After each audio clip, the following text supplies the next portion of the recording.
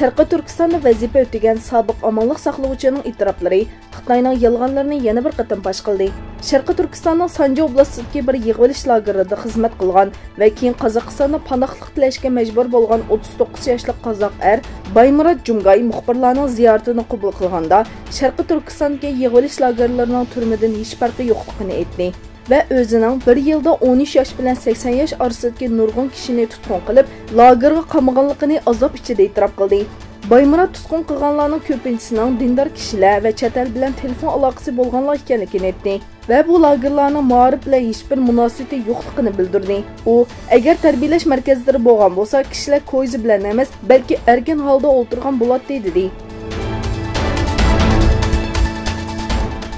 Samsunning Bafra nahiyasidagi Xitoyning Sharqiy Turkistonda Uyg'urlarga yurgizayotgan siyosatlarga qarshi namoyish o'tkazildi.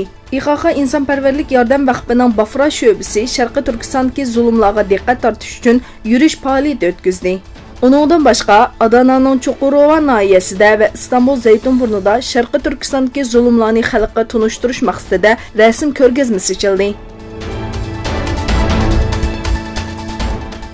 Xitoy hukumati davlat raisi Xi Jinpingning ideyasini keng tarqatish uchun yangi bir yanfon detal ishlab chiqardi.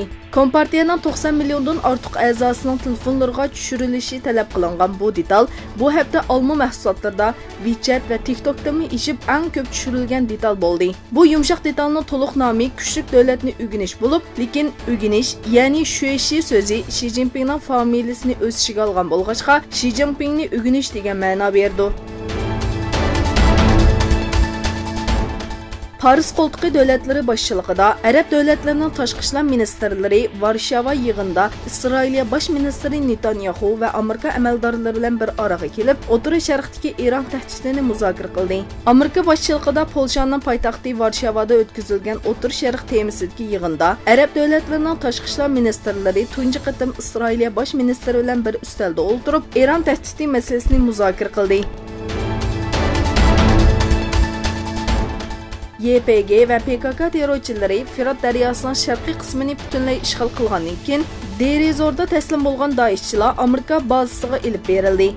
Yerlik manbalarning xabar qilishicha, Suriya-Iroq chegarasidagi Derizor o'lkasining Baguz rayoni PKK ishg'oliga kirgandan keyin qurollarni tashlab taslim bo'lishga qo'shilgan Daesh terrorchilaridan necha o'nlagan kishi va oilalari Amerika qismlari tarafidan baza o'rnida ishlatilgan Al-Umar neftligiga to'shilgan.